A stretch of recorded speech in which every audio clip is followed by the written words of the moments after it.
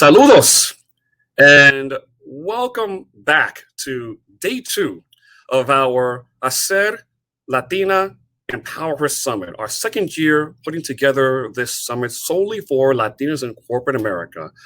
We hope you had a great first day of our summit, and I'm really happy that many of you have been sharing your feedback. I want to encourage you to continue to share with the world your experience. Make sure that you share on social media, include the hashtag HACR events so that the world can know that Latinas are being empowered here at our summit. Again, my name is Sid Wilson. I'm the President and Chief Executive Officer of the Hispanic Association on Corporate Responsibility. And again, it's our pleasure to welcome you to day 2. We have a great day in store for you for what should be a great finale day of this 2-day summit. We're going to start off with a great session that is so deeply important but doesn't get talked about enough: empowerment through intersectionality. This session was made possible thanks to the support of longtime HACR member and supporter Ford Motor Company. And here to say a few words on behalf of Ford Motor Company is Sylvia Perez-Cash, Executive Vice President of Ford Credit Global Operations and Customer Experience. Sylvia, over to you. I would first like to take the opportunity to congratulate Sid Wilson, the HACR staff, and the HACR board for their leadership in advancing the interests of the Hispanic community. For close to 3 decades, we have been supporting HACR's efforts and helping open doors for Hispanic corporate professionals. We understand the value of diversity and inclusion, and investing in our Hispanic community is very important to us. We believe that driving a brighter future means working together to fuel positive change. It also means to give people the tools to go further in life. We don't only do this through the great products we engineer that give everyone the freedom of mobility, but we also drive this through our values, which are driven by our work in the community.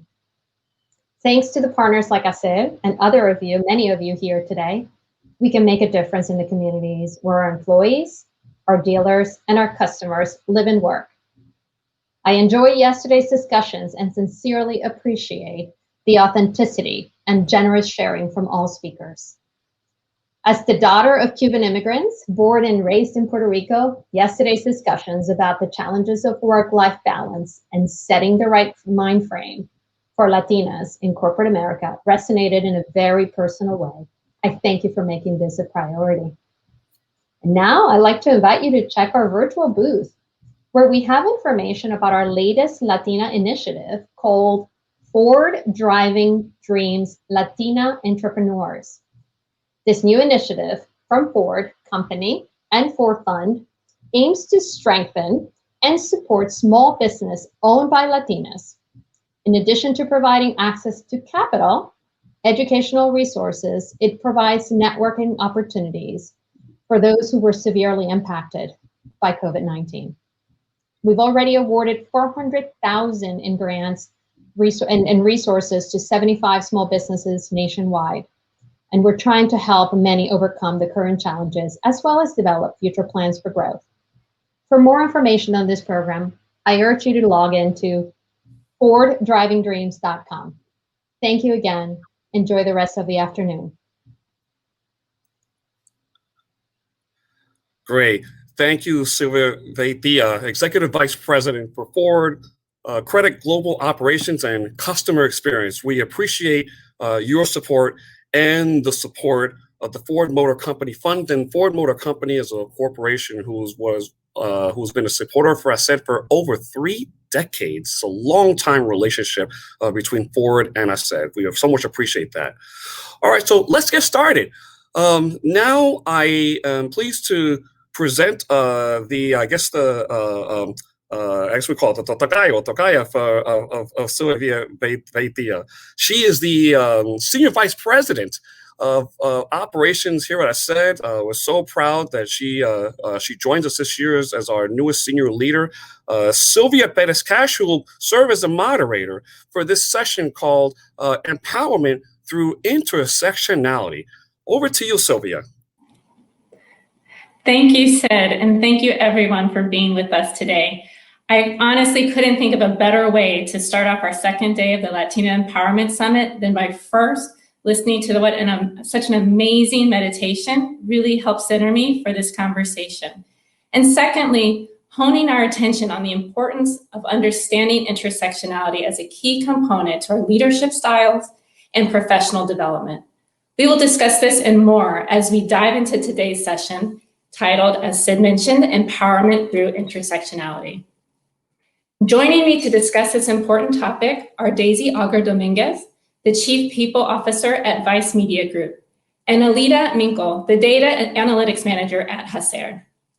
Daisy has a rich history in human and organizational development. Before joining Vice Media Group, she held leadership positions with Moody Investor Service, the Walt Disney Company, Google, and Viacom. She also founded Auger-Dominguez Ventures, a workplace culture consultancy firm. Daisy is a longtime friend of HACR and an advocate for dismantling inequality in the workplace. Alida is also a speaker who is near and dear to HACR. She is our data analytics manager and co-author of the report after which this convening is named, the Latina Empow Her report. Alida earned dual degrees in political science and psychology from Columbia University and has extensive experience executing proactive data analysis, developing creative solutions, and conducting primary source analysis. Alida's work with HACR, especially around Latinas in the corporate sector, plays an important role in aiding our ability to advocate for the specific opportunities and challenges that affect Latinx leadership within HACR's 4 pillars. With that, I'd like to again welcome Daisy and Alida. Good afternoon, ladies, or good morning if you're on the West Coast like me. Appreciate it. Hello. Wonderful. Well, I would like to start today's conversation by ensuring a level playing field, actually, and providing a brief introduction to the term intersectionality. Tim Bradshaw, the term's originator, introduced intersectionality as a legal framework to create a language for the multiple forms of discrimination that impact people who identify with more than one marginalized group.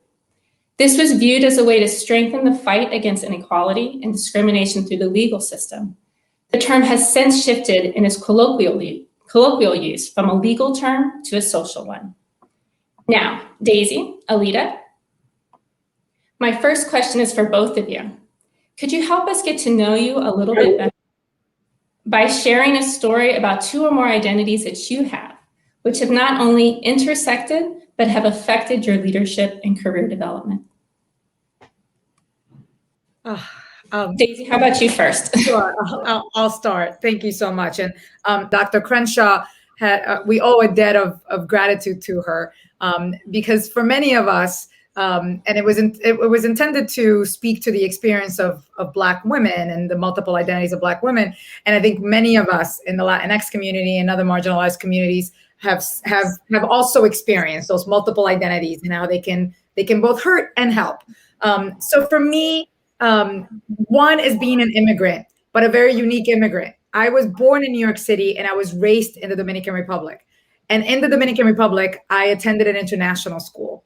And so my educational and class identity have been both of strength and of challenge for me, because growing up in the Dominican Republic, I was attending one of the best schools in the island and had one of the best educations, which allowed me to transition quite easily when I moved to the United States as a junior in high school. However, my identity still as a Hispanic immigrant was one that people struggled with. And what I would often hear from even my teachers at school would be this sound of surprise, but she speaks English fluently. And I remember as a 16-year-old, quite frankly, not having the language for all of this, thinking I can be all those things. I can be an immigrant from a working class family and have an outstanding education and still be a contributing member of this community. So that's one of the earlier stages of my understanding of intersectionality before I even knew what it was. And then you fast forward to entering the workplace. And again, I enter as a Latina eventually becoming a mother, which became part of my identity as well. And I remember when I became a mother, and I created, I was newly positioned as the head of diversity at Moody's Investor Service. And I remember going around the room of mostly white women and talking about how our identity shaped us. And I remember some of the white women saying, well, I don't want to be identified as a mother. I want to be identified as an executive. And I remember for me feeling such a sense of pride, because for us, family is so important, right? The Latino identity is so tightly tied to family. And I remember weekly, still finding my language and my work around, in my work around diversity, equity, and inclusion. But I remember lifting up the notion of I can still be a mother, and I can still be a woman of color, and I can still be an executive. And all of these elements of me show up to both strengthen and at times, yes, potentially diminish my experience. And I want to be able to lift up what that means and how that shows up. And when it strengthens me and when it can potentially be used to weaken me, so that I can be in a position to use it for strength. So I'll stop there. Thank you, Daisy. Alida, how about you? What are some of the identities that mean a lot to you and how you've approached your career and your leadership? Well, I would say it's very similar to Daisy in the sense that, I really encountered intersectionality, by living it, right? And again, like Daisy, not necessarily having a word or knowing of a word to describe it until, my first gender studies class in college. And, I am a, Hispanic, bisexual woman who was adopted from Honduras and, raised by a single parent. And, I've always had, assumptions made about what those things mean for me. And so, even though I grew up in a very, warm, loving household for many years, I did struggle to find a place both, personally and professionally that I could really relate to the people around me. And to a certain degree, I still do. But, it got to a point where I was so frustrated that, I went out of my way to work for a Latino organization and be around other Latinos that could at least, partially relate to my experiences. And that's actually how I ended up at HACR. And now I do, research on intersectional issues affecting Latinos in the workplace. And, hopefully, my goal is to, allow future generations to have an easier time, finding safe intersectional spaces, both on the professional level and the personal level that they can thrive in. I'm going to put a pin in two thoughts that you guys introduced specifically. One, Daisy, is the ability to position yourself in a place of power and acknowledgement of when your intersectional identities are being used to empower you, or when they could be, and when they're being used to try to diminish you. I'm sure that is a failed effort, frankly. And Alida, you as well, you mentioned something similar around wanting to create spaces, helping people find spaces where they can be in touch with and authentic to their intersectional identities and really bring their full self and all of the definitions that they have defined for themselves to the forefront. And so I'm going to put a pin in that, and I really want to come back to that in a bit. There'll be a place for that. But I do also want to just hone in or kind of center ourselves a little bit in the shared intersectional identity that we have on this panel and that we share with the majority of the attendees in today's session.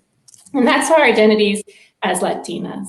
Both of you mentioned that as one of the two intersectional identities, being a woman, somebody identifies as a woman, and somebody who identifies as Latinx, as being part of your experience.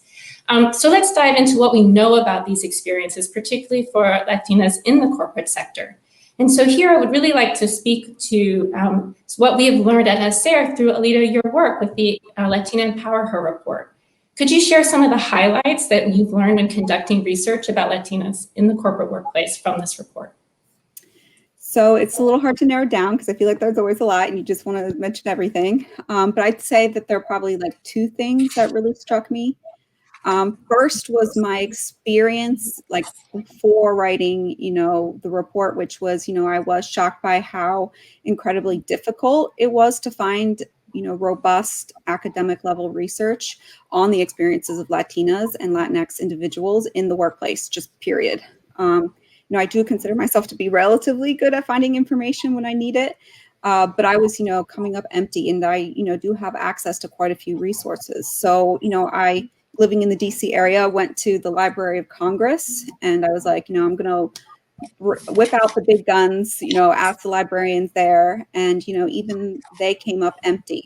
And, that experience really, indicated to me that there's so much opportunity for research in this area, and much more than I, initially thought.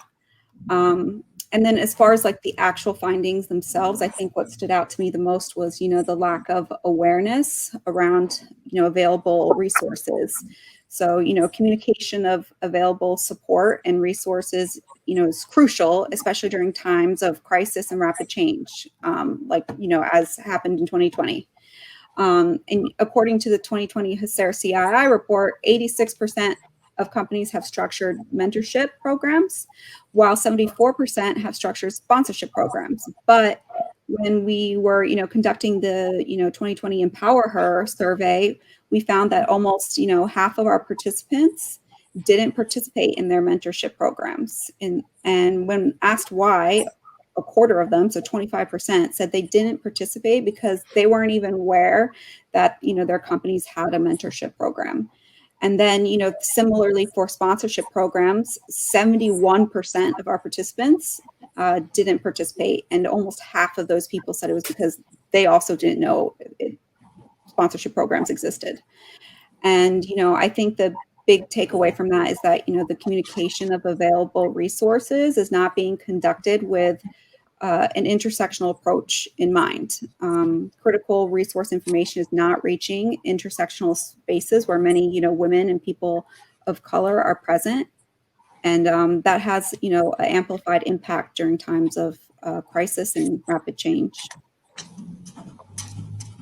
Thank you, Alida. Really appreciate that. And I would agree. I think that is frankly shocking. I mean, I know companies invest in so much in communication, but pay attention to where the communication, the audience that it's not reaching is key. Daisy, which of the conclusions stood out to you, if there's any in particular? And in particular, given your work with so many companies in your career and in your assistance to those companies, what have you seen play out from the report? What have you seen play out in actual companies in real time? First of all, I'm really glad that Alida is doing the work that she's doing. And for a long time, I have been asking for this data, and I've been working for the last 2 decades in large corporations, and frankly, seeing these data points surface consistently, but not enough attention being paid to it. Too much of an effort being placed on, let's just separate us versus them, and not digging into the unique experiences and challenges and barriers that exist for different women of color in the workplace, and across a whole host of different identities. So not just race and ethnicity, but LGBTQ, abilities, nationality, you name it, and religion. There are so many elements of our identities that play out in how we interact, not just in the workplace, but in our lives. And we've been in many ways forced to create a separation between, how we live and how we work. And we all know that A, that shouldn't be the case, and B, it exhausts people. So what I've found, and and I think why this research is so important, is that it lifts up what many of us have already known, but frankly, what leaders and organizations need to understand, that there are barriers around identity formation, that there are barriers around cultural fluency or lack of, for managers with talent that is Latina and plus, I like to say, because we all have a plus. And what I found is that there is very little space to speak about the Latinx experience in the context of corporate diversity. I think we're getting better at it. I think that there's some organizations that are doing a lot more around it, but it frankly is the invisible community in workplaces. Everybody knows we exist. We are the largest ethnic minority group in the country. It's impossible not to be impacted or connected to the Latinx community, but yet in workplaces we remain marginalized and invisible and sidelined. It has been one of my biggest challenges in every company I've worked for, especially as I've achieved higher executive levels. I've become the executive sponsor for Latino groups. And in every single one of them, I tell them we have one goal, and it's to amplify the Latinx voice in this company. It is to make sure that, that people know, when we say presente, we don't mean just we're here to have a party and we're here to show us our culture. All of that is important. But when we say presente, it means that we want to be given the same access and opportunity for growth and development that all of our peers have.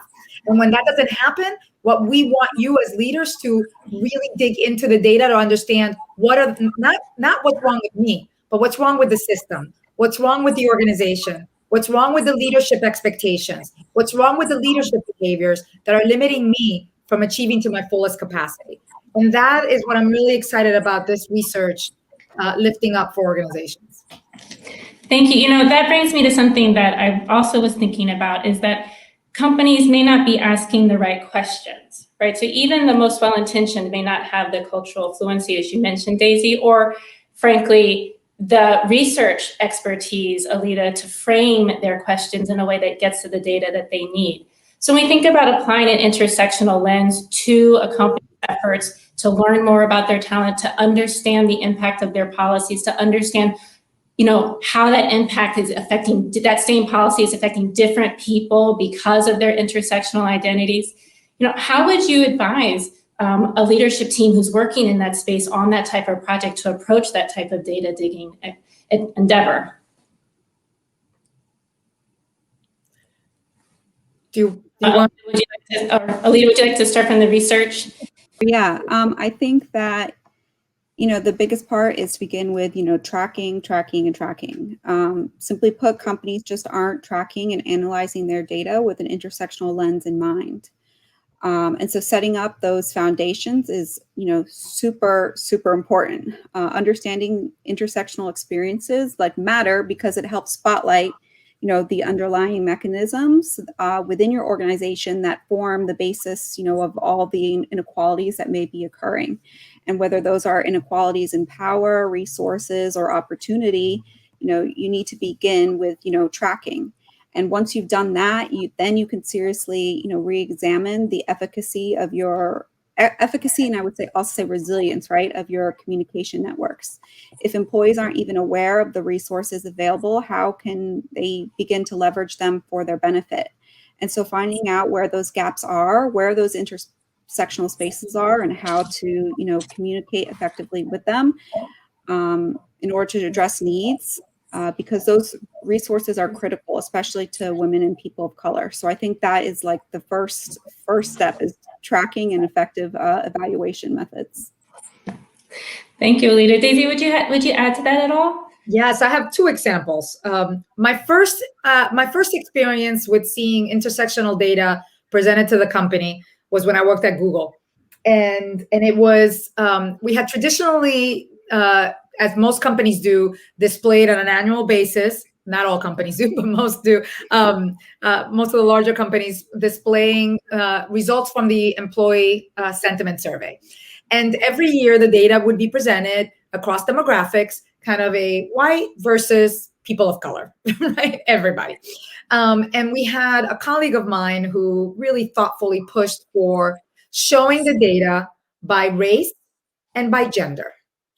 And what that looked like was, what we were able to do was identify a few of the inclusion indicators. So some of those questions that spoke to inclusion sentiments, that questions like, I feel respected by my manager, I feel included in my organizational construct. Those kinds of questions that they're readily available for anyone who is conducting employee sentiment surveys.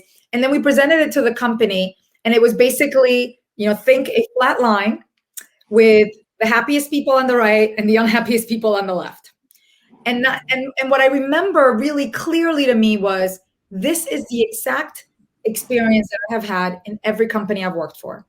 So what the results were, by and large, by most questions were, the results would come out. The happiest people on the far right were white men, followed, and this is in tech, so it may be different by industry, but followed by Asian men, followed a little farther by white women, followed by Asian women, and then a big gap. Now we're moving towards the unhappy side by Latinx men, then Latinx women, then Black men, and all the way at the far end, Black women. Now, I tell you this because I remember the aha moment that came about when we showed that visually. And I remember sitting next to a colleague of mine who was a white man who looked at me and said, how can you and I have such dramatically different experiences? And we sit literally next to each other.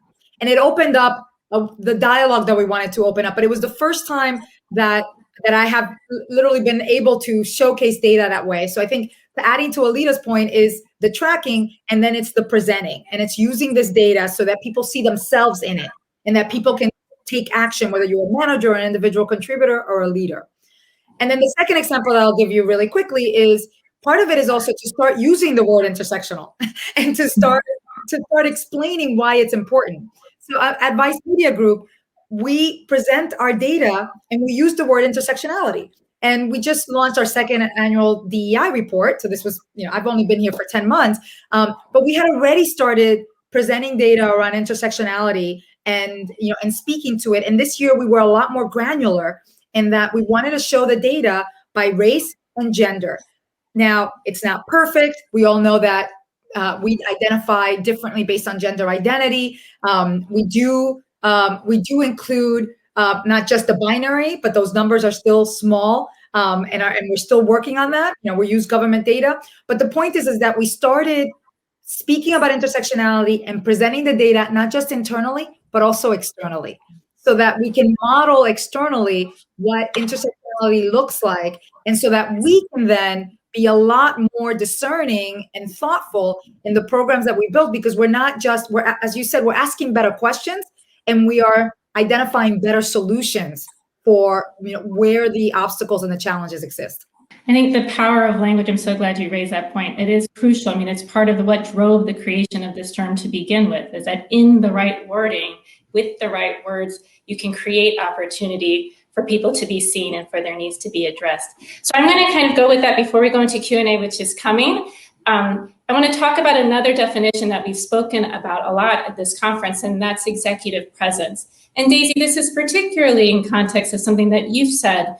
I think it was in your recent TED Talk, that you felt that the mainstream norm of executive presence was, quote, defined as white, male, networked, and extroverted. Mm-hmm. In the context of today's conversation and in your experiences in general, what alternate definition would you provide the attendees of our summit today of how they could think about executive presence from a more intersectional and empowering position? I think that what we need to, it's not necessarily a different definition, but is a challenging of the norms that we believe are the right definitions for leadership. And what I mean by that is that, listen, I want a leader who's humble, who's rooted in curiosity, who shows empathy, who is accountable, who is resilient, who is transparent, and fundamentally who is inclusive. That to me are the traits of the 21st century leader. And that to me are traits that the Latinx community, the Black community, all of our communities, we have in growth. I mean, that comes naturally to so many of us, but that hasn't been valued as a strong leadership trait. So I think it's redefining leadership in the context of the 21st century and recognizing that those traits that we have for a long time considered to be less than or nice to have are actually fundamentally critical. And for us then as Latinx leaders and aspiring leaders, emerging leaders, is to recognize where those tendencies lie in us and to make sure that we don't see them as a negative and a less than, but frankly, the differentiators for how we are. I fundamentally believe, and I haven't, I've had a great career and I've had setbacks just like everybody else, but I do fundamentally believe that it is It is my ability to be thoughtful, to be empathetic, to be engaging, to be a team builder, to be deeply accountable, because listen, I'm an immigrant and immigrants get the job done. And that has always been part of who I am and how I drive work. But to me, it's about me being held accountable to do work means that the buck stops with me, that I take responsibility for who I am and what I do. And those are all critical leadership skills that we have for quite a long time not valued as necessary, but that are absolutely critical. And I think that these white norms of heteronormative white norms of leadership, which is, to not show any emotion, to simply, be in meetings, to be the one that, has the last word. None of that is relevant anymore. So quite frankly, organizations that are, and if last year didn't teach you that, then I don't know in what bubble you've been living, because the employee of we have reoriented our lives and we have reoriented work. And the worker of the future is demanding a leader that is inclusive, that is empathetic, that is resilient, that is accountable. And that is rooted in humility. And that, I believe, is so deep and intrinsic to who we are as a Latinx community. Thank you. Well, I was also thinking about that, like where you get to show the leadership, and if you happen to work for a company that didn't catch the message in 2020 or is really struggling to communicate that message given the various barriers, or just not understanding how to create resiliency within their communications tools. We have one of the most common tools that companies have are our ERG groups. And that's a space where so many of our Latinas executives can really shine and can really communicate and can build those bridges. So I was hoping if you guys could either both speak. Alida, I was thinking really about your recent white paper that kind of builds off our Latina Empowerment report, but really focuses on the actions that companies can do and the role that active communications plays in that.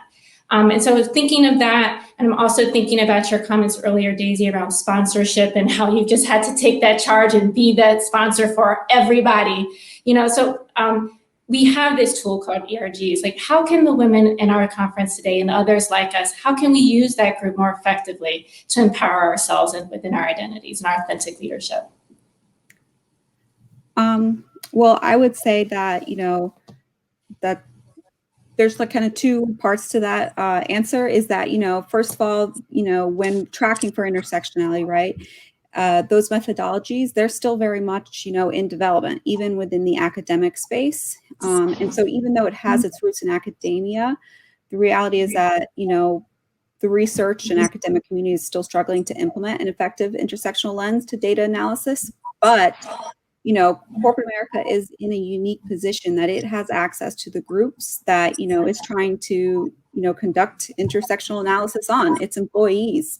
And, ERGs, BRGs, and, affinity groups can be valuable sources of information and insight if they're leveraged properly. And you can also work with external organizations, like HACR, but also organizations that are embedded in the communities that your employees come from.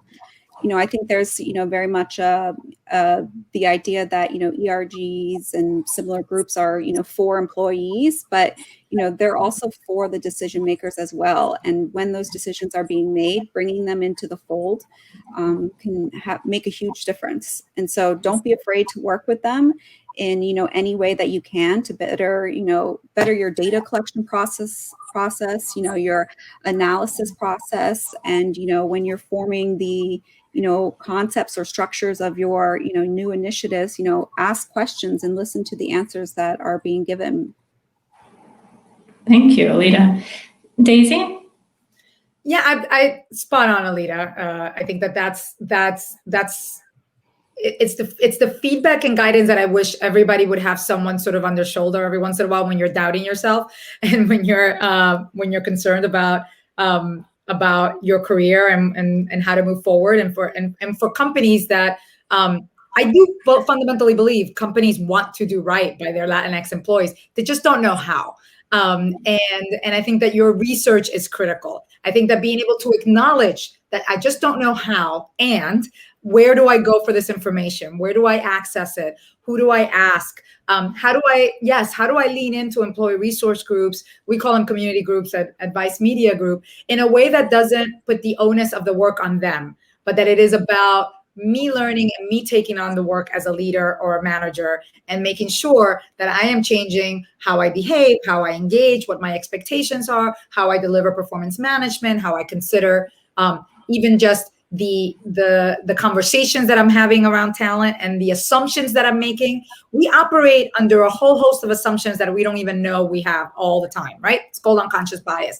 And the unconscious bias when it comes to the Latinx community is so deeply nuanced because we are such a complex community that people just don't know where to put us. We are racially, just our phenotypes are so dramatically different. Our backgrounds, our accents, that creates a sense of, I just want to put you in a box and make it easy for me to solve for. And we're just not that easily solved for. And yet it's not a hard solve to treat your employees and your colleagues with the level of fairness and equity and kindness that everyone deserves. And so I think that there is a need for this research so that you can understand the intersectional needs of the organization. And then there's also a sense of, this is what good leadership looks like. And good leadership means ensuring that you're not only hiring Latinx talent, but that you're advancing them, that you're growing them, that you're developing them, that you're sponsoring them, and that you're creating spaces for them and others in the organization to thrive. Well, I really could talk about this with you guys for hours, but I do want to leave some time for our audience to get some of their questions to you. So for those of you who have that burning question in your head, I would quickly say, share it, because we're trying to get to as many as we can. The first question that I have from the audience, from our attendees, is really in reference, I think, to an early statement that you made, Daisy, about being shy or embarrassed, or I guess in the context of the story that she shared, actually not desiring to be identified as a mother, right?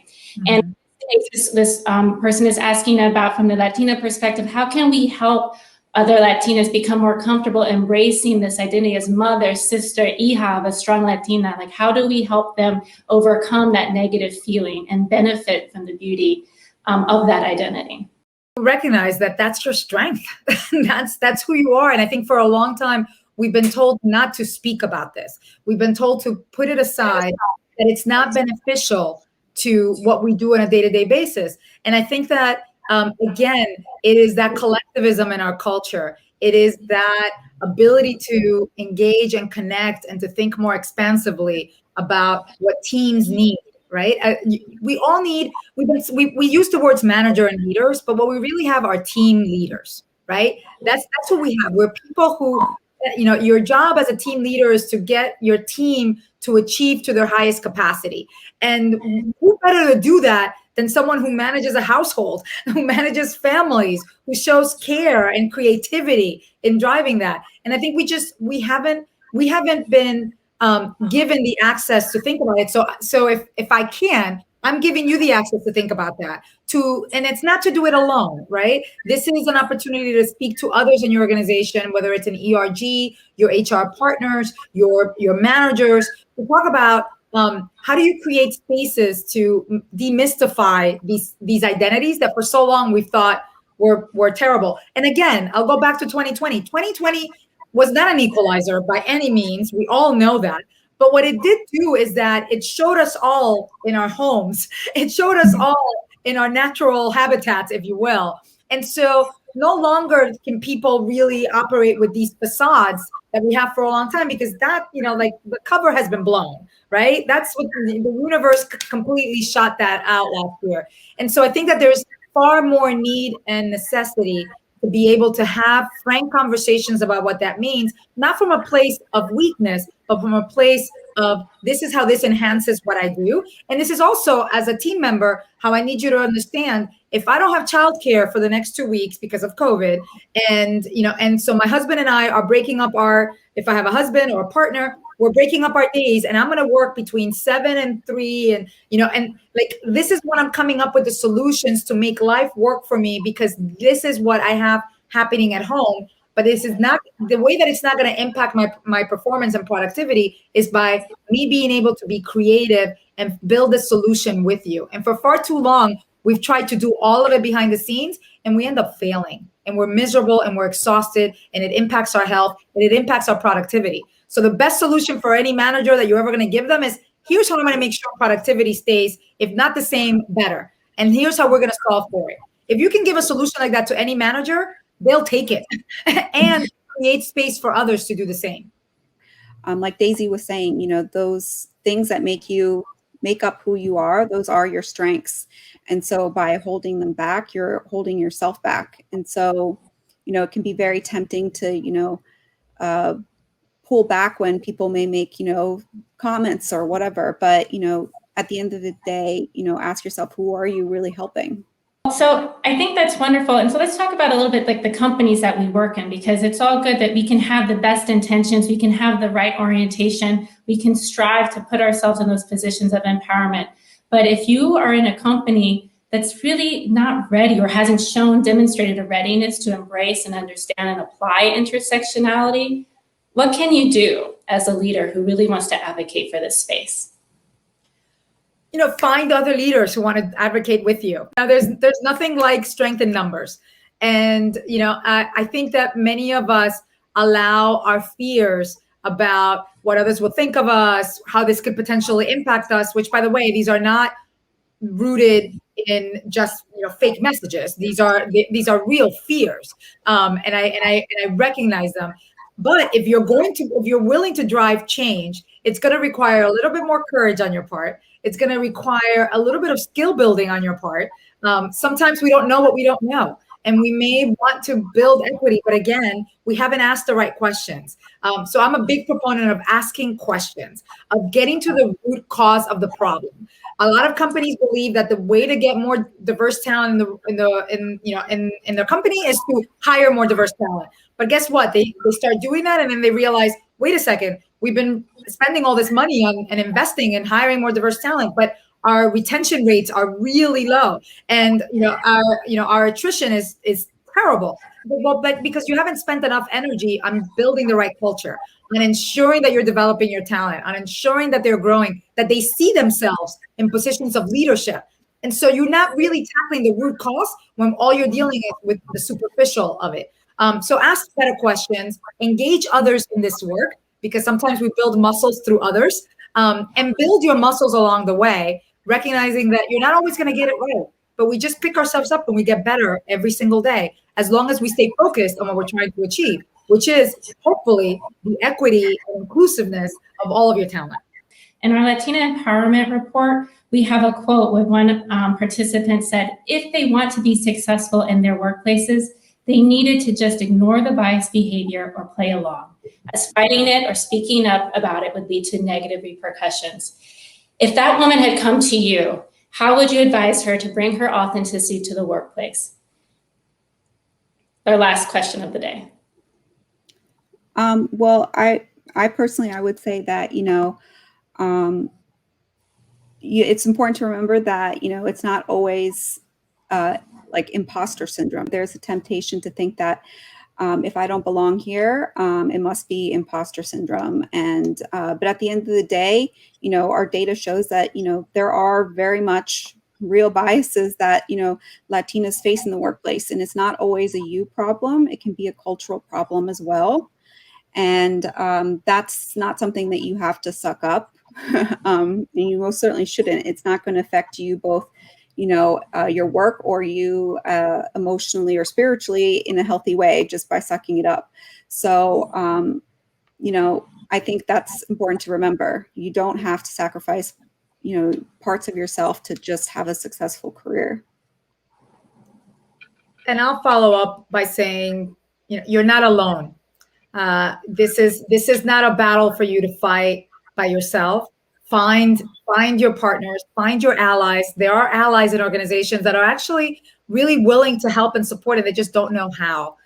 So find your allies and focus on what's important to you. Sometimes it is, as Alida said, it is the organization, and that means that you need to lead. Sometimes it's an organization where you can drive change, but you fundamentally have to drive and do the work that means something to you, and recognize that you don't have to be alone, and you're not.